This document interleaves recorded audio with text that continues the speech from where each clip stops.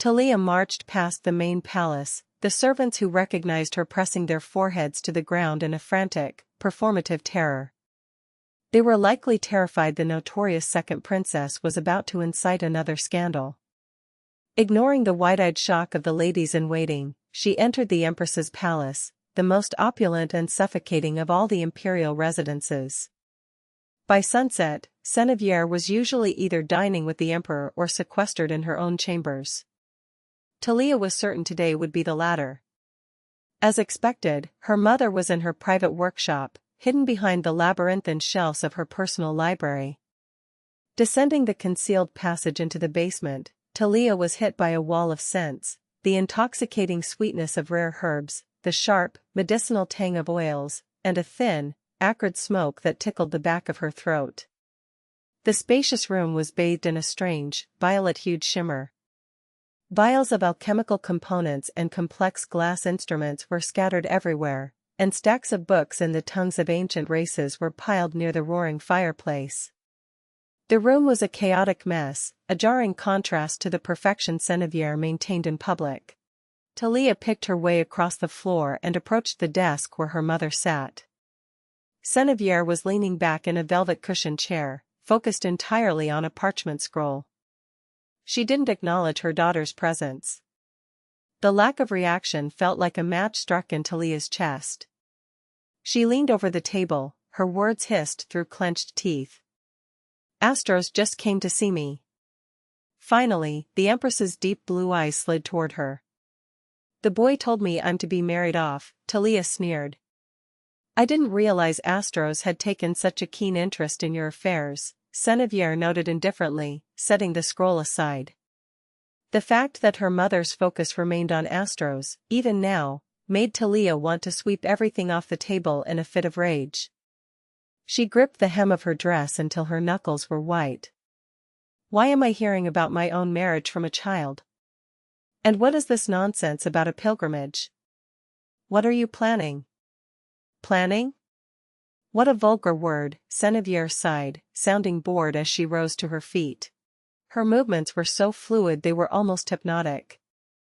Talia tensed, recognizing the soft, dangerous smile on her mother's face. "You have reached a marriageable age. A suitable offer was made by a suitable man at the most opportune time. I simply allowed it to proceed."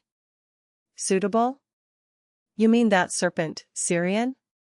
Talia's face contorted with disgust as she remembered the Count's oily, leering face at the last banquet. "Is this the man you've spent so much time vetting? If you're asking if Syrian is capable of fulfilling a husband's duties." Genevieve gave a small, knowing grin. "Oh, yes. He is quite skilled. I'm sure he will be more than eager to serve you." The last of Talia's composure shattered.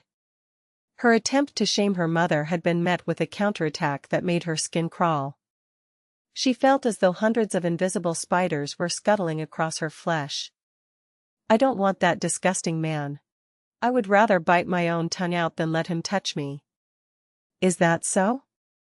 Genevieve touched her own cheek in a display of feigned sadness. "Well, then we shall find you another.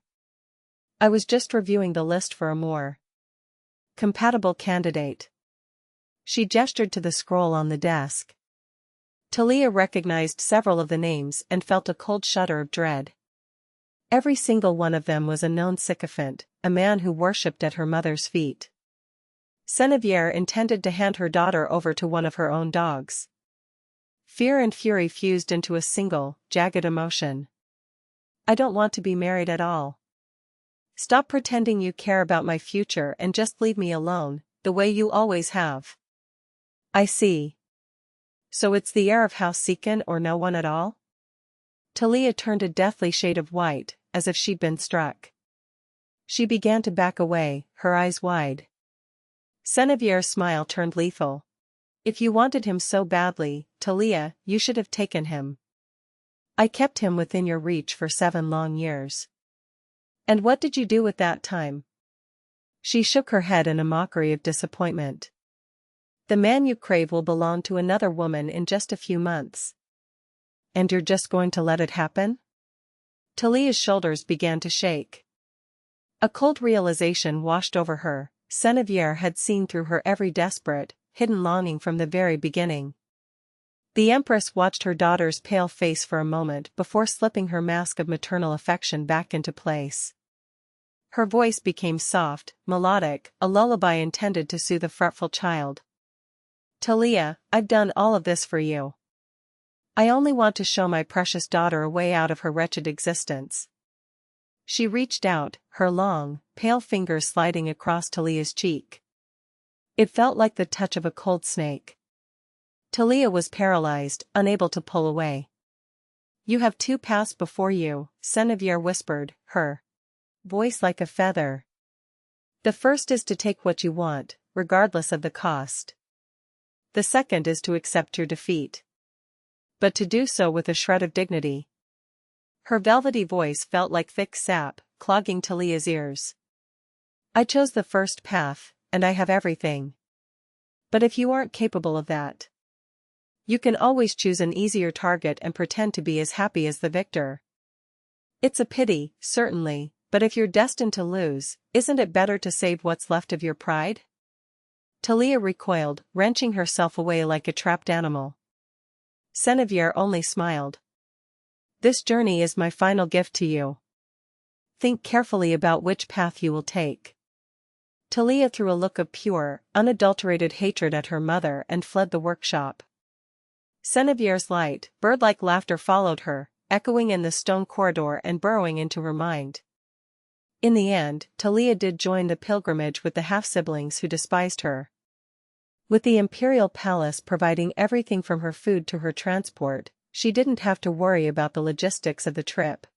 Synoviere had even attempted to provide a personal guard composed of her own elite soldiers and high mages, but Gareth had blocked the move with a savage finality.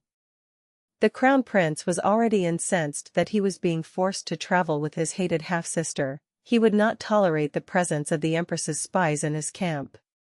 Rumor had it that Gareth had personally confronted the Emperor, engaging in a verbal duel to have Synoviere's protection removed. For Talia, it was a relief. She had no desire to be surrounded by her mother's fanatical followers. For my sake? Don't be absurd. She irritably picked at a hangnail, her eyes narrowed as she watched the servants loading the final wagons. No, Synoviere hadn't orchestrated this for her benefit.